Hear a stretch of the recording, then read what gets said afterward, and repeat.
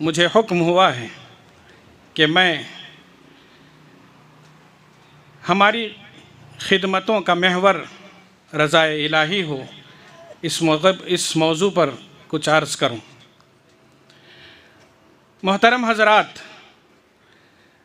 رضا الہی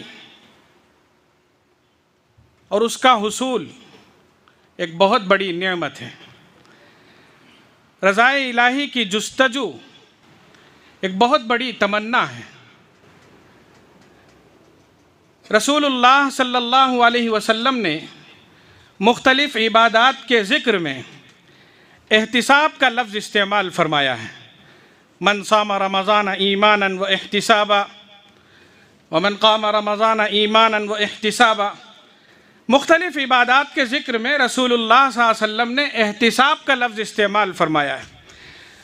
اس کا مفہوم ہی یہی ہے کہ کوئی بھی نیک عمل ہو، اس کی بنیاد، اس کی غرض و غایت صرف رضا الہی ہے۔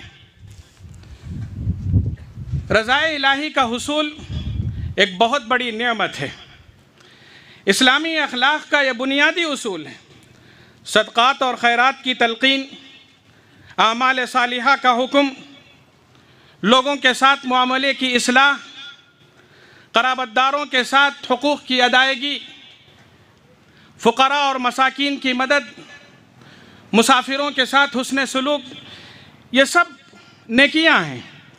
ان تمام نیکیوں میں کی غرض و غایت اور اس کی بنیاد رضا الہی ہے۔ رضا الہی کی جستجو ایک بہت بڑی تمنا ہے، اور رضا الہی کا حصول ایک بہت بڑی نعمت ہے۔ رضا الہی کی نعمت اتنی بڑی نعمت ہے کہ دنیا کی تمام نعمتوں بلکہ اخروی نعمتوں میں بھی سب سے بڑی اور افضل نعمت ہے۔ رسول اللہ صلی اللہ علیہ وسلم نے ارشاد فرمایا کہ جب جنتی جنت چلے جائیں گے اور جنت میں جنت کی نعمتوں کے مزے لے رہے ہوں گے، اس وقت اللہ تعالیٰ جنتیوں کو مخاطب کر کے فرمائیں گے، اے جنتیوں۔ جنتی مخاطب ہو کر اللہ سے کہیں گے، اللہ حاضر ہیں ہم، اللہ حاضر ہیں ہم۔ اللہ پوچھیں گے، تم خوش ہو، راضی ہو، اللہ کی نعمتوں سے راضی اور خوش ہو؟ ظاہر بات ہے ایک ایسا سوال تھا جس کا جواب خوشی ہی خوشی تھی۔ یہ لوگ اللہ تعالیٰ کی نعمتوں میں پل رہے تھے، اللہ کی نعمتوں سے سرفراز ہو رہے تھے۔ دودھ کی نہریں، پاکیزہ شراب، حسین ساتھی، شرمیلی حوریں اور کبھی ختم نہ ہونے والی یہ زندگی تھی، اور اس سے فیضیاب ہو رہے تھے۔ وہ کہیں گے، اللہ ہم کیوں خوش نہیں ہوں گے؟ ہم کیوں ناراض ہوں گے؟ ہم کیوں خوش نہیں رہیں گے؟ اللہ تعالیٰ فرمائیں گے، کیا میں تم کو اس سے افضل چیز تمہیں دینا چاہتا ہوں؟ جنتی کہیں گے، اللہ اس سے بڑی افضل چیز کیا ہو سکتی ہے؟ یہاں کی نعمتوں سے ہم سرفراز ہو رہے ہیں، اللہ کیا چیز ہے؟ اللہ فرمائیں گے، میری رضا، میری رضا۔ یاد رکھو، آج سے میں تم سب سے راضی ہو چکا ہوں، اور اس کے بعد میں کبھی تم سے ناراض نہیں رہوں گا۔ یہی وجہ ہے کہ اس اتنی بڑی نعمت پر انبیاء کرام رضوان اللہ علیہم اجمعین کی ہمیشہ یہی تمنا رہی، ان کی زندگی کا یہی محور رہا کہ ان کا رب ان سے راضی ہو جائے۔ رضا الہی کے لیے وہ ہمیشہ جستجو میں لگے رہتے تھے۔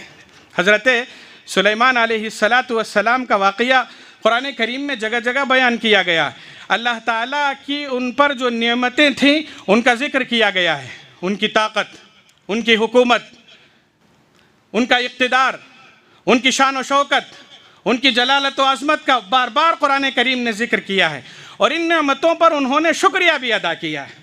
جہاں انہوں نے شکریہ ادا کیا، وہیں اللہ کے دربار میں انہوں نے یہ عرض بھی کیا، یہ تمنا بھی ظاہر کی، اللہ مجھے نیک عمل کی توفیق عطا فرما جس سے تو راضی ہو جائے۔ رب اوزعنی ان اشکر نعمتک التی انعمت علی وعلی والدی وان اعمل صالحا ترضاه۔ حضرت موسیٰ علیہ السلام جب حکم الہی پر قوم کے لوگوں کو لے کر طور کی طرف رواں دواں تھے، راستے میں رب کریم سے ہم کلامی کا شوق اس قدر بڑھا کہ قوم کے لوگوں کو پیچھے چھوڑ کر آگے نکل گئے، اور جب مقام پر پہنچے اللہ تعالیٰ نے پوچھا ما اعجلک عن قومک یا موسیٰ، قوم کہاں ہے؟ قوم کے لوگ کہاں ہیں؟ ان کو ساتھ لانے کے لیے کہا تھا، کہاں چھوڑا ہے؟ اور تم نے آنے میں اتنی عجلت کیوں کی؟ ہم اولائی علی اثری، اللہ وہ پیچھے آ رہے ہیں اور میں نے تیری رضا کے شوق میں نے عجلت سے کام لیا۔ واجلت الیک ربی لترضی، چنانچہ رب کی رضا بہت بڑی نعمت ہے۔ رسول اللہ صلی اللہ علیہ وسلم کے اقوال اور افعال کا محور رضا الہی تھا۔ آپ کی تعلیم ہی یہ ہوتی تھی کہ زندگی کے ہر موڑ پر، ہر مرحلے میں اور ہر حال میں رضا الہی کی جستجو میں ہونا چاہیے، خوشی ہو یا غم ہو، رضا الہی کی جستجو ہونی چاہیے۔ لک الحمد حتی ترضی ولک الحمد اذا رضیت ولک الحمد بعد الرضا۔ رسول اللہ صلی اللہ علیہ وسلم ہمیشہ یہ دعا فرمایا کرتے تھے، اسألک من العمل ما ترضی، اللہ تیرے رضا والے عمل کرنے کی توفیق عطا فرما۔ ورضنا ورضی عنا، اللہ ہم کو راضی کر دے اور ہم سے راضی ہو جائے۔ اور رسول اللہ صلی اللہ علیہ وسلم انتہائی غمگین حالات میں بھی رضا الہی کی جستجو نہیں چھوڑتے تھے، ہمیشہ رضا الہی کی فکر دامنگین رہتی تھی۔ حضرت ان کے بیٹے آپ علیہ السلام کے فرزند حضرت ابراہیم کا جب انتقال ہوا، دل غمگین تھا، آنکھیں اشکبار تھیں، مگر اس وقت بھی رضا الہی کا کامل استحضار تھا۔ ان العین لتدمع وان القلب لیحزن وانا علی فراقک لمحزونون ولا نقول الا ما يرضى ربنا انا للہ وانا الیہ راجعون۔ غم کی حالت میں بھی کوئی لفظ زبان سے ایسا نکالنے کے لیے تیار نہیں ہے جس سے رب ناراض ہو جائے۔ رسول اللہ صلی اللہ علیہ وسلم نے حضرات صحابہ کرام رضوان اللہ علیہ مجمعین کی بھی اسی انداز سے تربیت فرمائی۔ انہوں نے دنیا کو، دنیا کے مال و متاع کو، دنیا کی مال و دولت کو، یہاں کے اقتدار کو، یہاں کے مناصب اور عہدوں کو رضا الہی کے لیے تج دیا۔ ان کی رگ رگ میں رضا الہی سمائی ہوئی تھی۔ ان کے ذہن کی ساخت، ان کے افکار و جذبات، ان کے ذوق اور دلچسپیاں، ان کی دوستیاں اور دشمنیاں سب رضا الہی کے لیے تھی۔ محمد الرسول اللہ والذین معہ اشداء علی الکفار رحماء بینہم تراہم رکعا سجدا یبتغون فضلا من اللہ ورضوانا۔ ان کی ہجرت، ان کی نصرت رضا الہی کے لیے تھی۔ للفقراء المہاجرین الذین اخرجوا من دیارہم واموالہم یبتغون فضلا من اللہ ورضوانا وینصرون اللہ ورسولہ۔ ان کی جود و سخا، ان کی ہمدردی، ان کی خیر خواہی رضا الہی کے لیے تھی۔ ویطعمون الطعام علی حبہ مسکینا ویتیما واسیرا۔ یہ حضرات صحابہ کرام تھے، انہوں نے عہدوں کو قبول کیا رضا الہی کے لیے، انہوں نے تدریسی خدمات انجام دیں رضا الہی کے لیے، انہوں نے خدمت خلق کا جذبہ دکھایا رضا الہی کے لیے، انہوں نے لوگوں کے ساتھ معاملات کیے رضا الہی کے لیے، انہوں نے عہدوں کو جب تک خدمت پر مامور رہے رضا الہی کے لیے، انہوں نے عہدوں کو چھوڑا رضا الہی کے لیے، اور جب عہدوں کو چھوڑا یا چھوڑنا پڑا رضا الہی کے لیے انہوں نے سب کچھ کیا تھا۔ یہ حضرت خالد ابن ولید رضی اللہ تعالیٰ عنہ ہیں، جن کو رسول اللہ صلی اللہ علیہ وسلم نے سیف اللہ کے خطاب سے سرفراز فرمایا تھا۔ ساری زندگی اعلاء کلمت الحق کے لیے انہوں نے وقف کر دی تھی۔ اپنی قیادت، اپنی صلاحیت، اپنی قابلیت سے انہوں نے کئی کامیاب معرکے سر کیے تھے، فتوحات کا سلسلہ انہوں نے جاری رکھا تھا، فتح کامرانی کے جھنڈے انہوں نے لہرائے تھے۔ ہم سب جانتے ہیں ملک شام میں عہد عمر میں ملک شام میں اسلامی افواج جو برسر پیکار تھیں اس کے یہ امیر تھے۔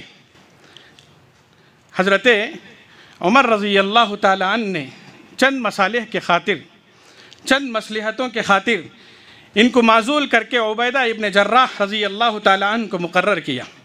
سوچ کر دیکھیں، ایک عظیم الشان سپہ سالار، ایک عظیم الشان سپہ سالار جس کی قیادت عہد شباب پر ہے، لشکر کا اعتماد اسے حاصل ہے، اور عین حالت جنگ میں معزولی کا پروانہ ملتا ہے، کیا کرتے ہیں؟ کیا کیا انہوں نے؟ خندہ پیشانی کے ساتھ اس معزولی کے پروانے کو قبول کیا اور حضرت ابو عبیدہ ابن جراح کی قیادت میں معمولی سپاہی کی حیثیت سے دین کی خدمت کے لیے کمر بستہ ہو کر رہ گئے تھے۔ کیوں؟ ان کو اس بات کا پورا احساس تھا کہ جاہ و منصب مقصود نہیں ہے، بلکہ مقصود رضا الہی ہے، شہادت ہے مطلوب و مقصود مومن، شہادت ہے مطلوب و مقصود مومن، نہ مال غنیمت نہ کشور کشائی۔ انہوں نے بڑی خدمات انجام دی اور ہر خدمت کے پیچھے جو چیز کار فرما تھی وہ رضا الہی ہوتی تھی۔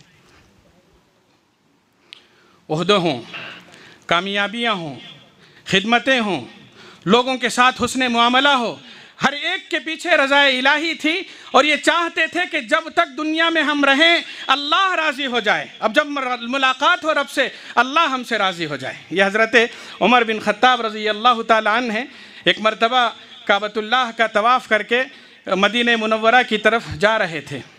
راستے میں کیف و سرور کے عالم میں کیے گئے وہ لمحات یاد آ رہے تھے جب وہ کعبۃ اللہ کے گرد والہانہ چکر لگا کر طواف کر کر یہ کہہ رہے تھے لبیک اللہم لبیک، لبیک اللہم لبیک۔ جب یہ کہہ رہے تھے اس وقت ان کو یاد آیا، رب سے ملاقات کی تمنا جاگی اور رضا الہی کی جستجو میں لگ گئے۔ چلتے چلتے سواری سے اترے، فرش خاک پر اپنا بستر بچھایا اور لیٹ گئے۔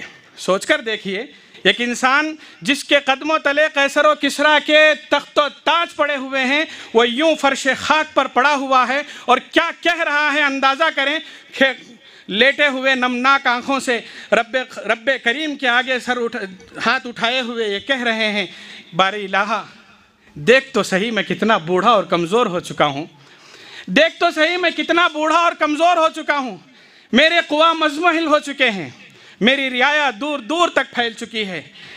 الہی میں صرف ایک چیز مانگتا ہوں، وہ یہ کہ جب تک میں رہوں میں حد اعتدال میں رہوں، میرے اعمال اکارت نہ جائیں، اور جب تجھ سے ملاقات کا وقت آئے تو تو مجھ سے راضی ہو جائے۔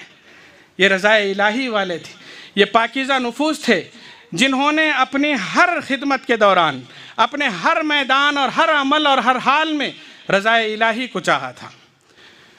حضرت ابو عبد الرحمن السلمی کے سلسلے میں لکھا ہے، عہد عثمانی سے لے کر حجاج ابن یوسف کے دور امارت تک انہوں نے ایک ہی جگہ رہ کر 40 سال تک صرف قرآن کی بے لوث انہوں نے خدمت کی۔ 40 سال تک انہوں نے بے لوث خدمت کی۔ جب ان سے پوچھا گیا، ان سے یہ پوچھا گیا کہ ایک ہی جگہ رہ کر اتنی مدت قرآن کریم کی خدمت کی وجہ کیا ہے، آپ ان کا جواب دیکھیے۔ دنیا کی کوئی جاہ، دنیا کی کوئی غرض و غایت ان کے پیچھے نہیں تھی۔ وہ یہ جواب دیتے ہیں، جب سے میں نے حضرت عثمان ابن عفان رضی اللہ تعالیٰ عنہ کی زبانی رسول اللہ صلی اللہ علیہ وسلم کی یہ حدیث سنی تھی، خیرکم من تعلم القرآن وعلمہ، اس حدیث نے مجھے 40 سال سے اسی خدمت پر اور اسی جگہ پر رو کے رکھا ہے۔ تدریسی خدمات انہوں نے انجام دیں، طویل عرصے تک انہوں نے خدمات انجام دیں، صرف رضا الہی کے لیے بے لوث خدمت، رضا الہی ان کے پیش نظر تھا۔ یہ مثالیں ہمیں یہ پیغام دے رہی ہیں کہ ہم بھی جہاں کہیں بھی کسی بھی خدمت پر مامور رہیں، ہمارے ذمے کوئی بھی کام ہو، ہم دین کے کسی بھی معاملے میں ہم آگے بڑھیں، ہمارے مطمع نظر صرف رضا الہی ہو۔ ابھی اس سے پہلے کی تقریر میں آپ نے مثال کے طور پر خود ہمارے اساتذہ کرام کی مثالیں سنی، 60 سال، 50 سال، 40 سال تک انہوں نے ایک ہی جگہ رہ کر دین کی خدمت کی، طلبہ کو تیار کیا، قوم کے معماروں کو تیار کیا، آئندہ نسلوں کو تیار کیا۔ وجہ کیا تھی؟ وجہ صرف یہی تھی کہ ان کے اندر یہی جذبہ کار فرما تھا کہ وہ رضا الہی کے لیے تڑپ رہے تھے۔ رضا الہی کے حصول کے لیے ہمیں ہمیشہ آمادہ رہنے کے لیے 2 چیزیں ضروری ہیں۔ وہ چیزیں اگر ہم دیکھیں تو ان لوگوں میں اور خود ہمارے اساتذہ میں وہ کوٹ کر بھری ہوئی تھی۔ ایک شکر کا جذبہ ہونا چاہیے۔ جتنا شکر کا جذبہ ہوگا اتنا ہی ہماری نیتیں خالص ہوں گی۔ اللہ نے ہمیں جو دیا ہے، جیسے دیا ہے، جتنا دیا ہے، ہم حال میں خوش ہوں، شکریہ ادا کریں. اگر ہم شکر ادا کرتے رہیں گے رضا الہی کی طرف ہمارا میلان رہے گا. ان تکفروا فإن اللہ غنی عنکم ولا یرضی لعبادہ الکفر وإن تشکروا یرضہ لکم. رضا الہی کے لیے شکر کا جذبہ ضروری ہے. ہم نے اساتذہ کرام کو دیکھا کہ ہمارے اساتذہ جو سالوں دین کی خدمت میں ایک ہی جگہ لگے ہوئے تھے، انہوں نے چاہے دنیا کتنی بھی کمائی ہو مگر ان کی زبان سے ہم نے صرف الحمدللہ، اللہ کا شکر ہے، یہی الفاظ ہم نے سنے تھے. اور دوسری جو چیز ہے وہ قناعت ہے. اللہ نے جو دیا ہے اس پر ہم خوش رہیں، ہم خوش رہیں کہ یہ ہمارا مقدر ہے. اس کے لیے ہم اللہ کا شکر ادا کریں، رضا الہی کی جستجو کریں. حدیث پاک میں آتا ہے قد افلح من اسلم ورزق کفافا وقنعہ اللہ بما آتاہ. لہٰذا ہم میں سے بہت سارے لوگ بہت ساری خدمات پر معمور ہیں. ہم نے یہ خوش قسمتی ہے ہماری کہ اللہ نے ہمیں دین اسلام کی تعلیمات سے سرفراز کیا. ہمیں اللہ نے عالم بننے کی توفیق عطا فرمائی، اور اللہ کا شکر ہے ہم سب کسی نہ کسی طریقے سے دین کی خدمات میں جڑے ہوئے ہیں. ہم جہاں کہیں بھی رہیں، جاہ و منصب، دنیا داری، یہ چیزیں ہمارے مطمع نظر ہونی ہی نہیں چاہیے. یہ ملیں گی انشاءاللہ، جو مقدرات ہیں وہ ملیں گے ضرور، مگر بنیاد ہماری رضا الہی ہو، رضا الہی کی جستجو ہو. انشاءاللہ اگر ہمارا مقصد نیک ہو اور ہم اسی نیک مقصد کے تحت اپنی زندگی کو آگے بڑھائیں گے، انشاءاللہ اللہ ہمارے رزق میں برکت دیں گے، ہماری زندگیوں میں خوشیاں عطا فرمائیں گے، ہماری زندگیوں میں سکون عطا فرمائیں گے. ایسا سکون جس کی وجہ سے دنیا جہاں کے جھمیلے ہماری زندگی میں کبھی نہیں آئیں گے. اللہ ہم سب کو عمل کی توفیق عطا فرمائے، اس کی رضا والے اعمال کرنے کی توفیق عطا فرمائے، اور اس کی بنائی ہوئی جنت کو حاصل کرنے کی اللہ ہم سب کو توفیق عطا فرمائے. وآخر دعوانا ان الحمد للہ رب العالمین وصلی اللہ علی نبینا محمد وعلی آلہ واصحابہ اجمعین. سبحان ربک رب العزت عما یصفون وسلام علی المرسلین والحمد للہ رب العالمین. السلام علیکم ورحمۃ اللہ وبرکاتہ.